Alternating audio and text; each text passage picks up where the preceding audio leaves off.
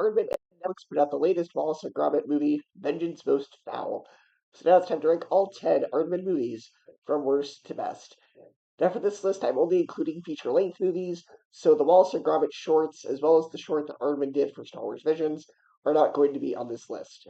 Also, I gave every movie on this list a fairly positive review, 3 stars or higher, so just because a film is last place or in one of the lower spots on the list doesn't mean I didn't like it, it just means I thought that the other movies higher up were better.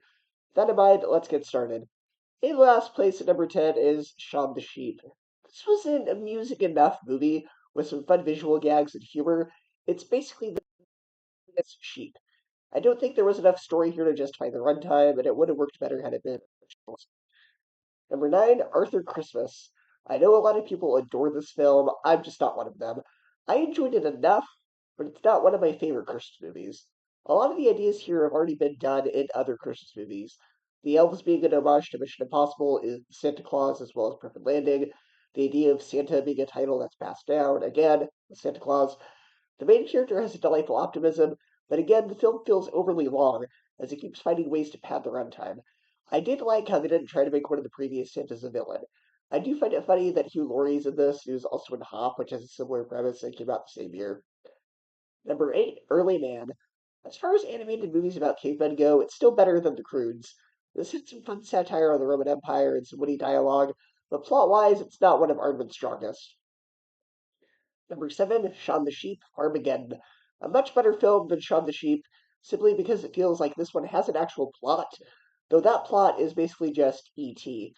I really enjoyed the constant references to other sci-fi films and shows like Doctor Who and Close Encounters, but it's not a film I'm going to revisit, but I enjoyed it more than I thought I was going to. Number 6, Wallace and Gromit, Vengeance Most Fowl. The film has sharp dialogue and visual gags and puns typical of Aardman. However, the plot, while it's still good, doesn't seem as clever as it could be.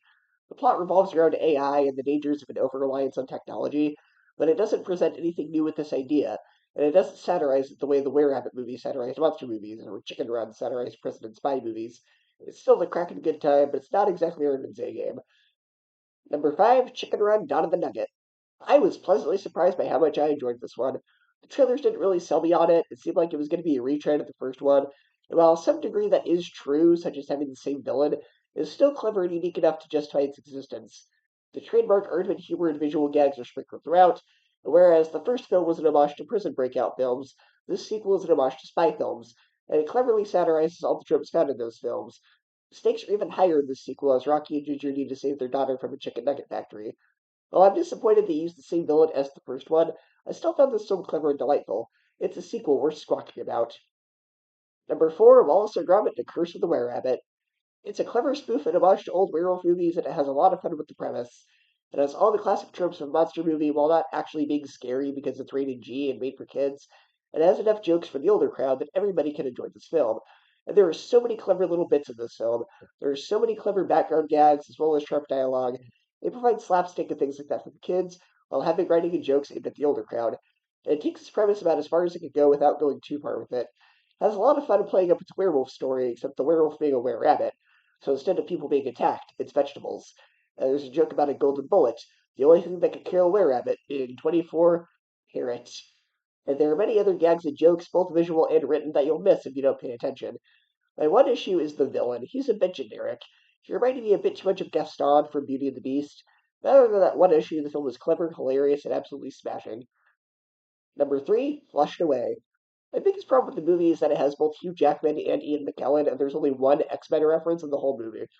The movie is wildly creative and inventive, especially with the animation. Almost everything is shot from the perspective of mice, which leads to some creative little moments and gags with everyday props and how they're used. There are also just a ton of background gags. Next time you watch this movie, force yourself to only watch the background. There are so many hidden background references, Easter eggs, and jokes, and the entire cast of this movie is great, but especially Ian McKellen as the villain. The way he says every single line is just so darn wildly entertaining. There's a lot of sharp dialogue in this movie, too. My favorite side characters definitely have to be the slugs. They're basically the minions before the minions were a thing, and they provide some of the biggest laughs in the entire movie. There's a scene where a character is eating what he thinks is rice, and the build-up and reveal to this joke of what he's actually eating had me howling. And honestly, for a movie whose whole premise revolves around getting flushed on a toilet into a sewer, there's surprisingly almost no bathroom humor. These are straight, Arvin. Good for you. There's also a really great third act twist. You think everything's about to wrap up, and then nope, twist happens, and you wonder what's going to happen next. This movie does not go the way you might think it's going to go. It's smart, witty, well animated, and hilarious. Number two, Chicken Run.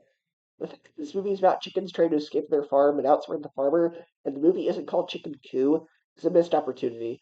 This movie is really clever. It's well acted, well written, and has an original story. And honestly, it's a shame that Best Animated Film category wasn't around in 2000, because it for sure would have been nominated, and may even have won. The movie is clever and hilarious. The puns are some of the smartest I've heard, and it's a lot of fun. It does have a bit of the cliche lighter revealed story in the third act. For the most part, it's great. It has memorable characters, sharp writing, fantastic animation, and a clever original story. The story is so out there and wacky, it plays it so dramatic and serious, while at the same time having a lot of fun. The movie all around is entertaining, and there's certainly not much about it that's foul. And number one is Pirates Band of Misfits, or Pirates in an Adventure with Scientists, depending on whether or not you live in the US. But I don't know why they changed the title. I love the spoofing of the Pirates of the Caribbean franchise, with each character being memorable and hilarious. You got David Tennant as Charles Darwin, the villain's hilarious, the jokes are sharp, the story is clever. I had the most fun with this movie, so it comes in. For one, it's going to share a review of the Aardman movies or the ones you've seen, and I will see you next time.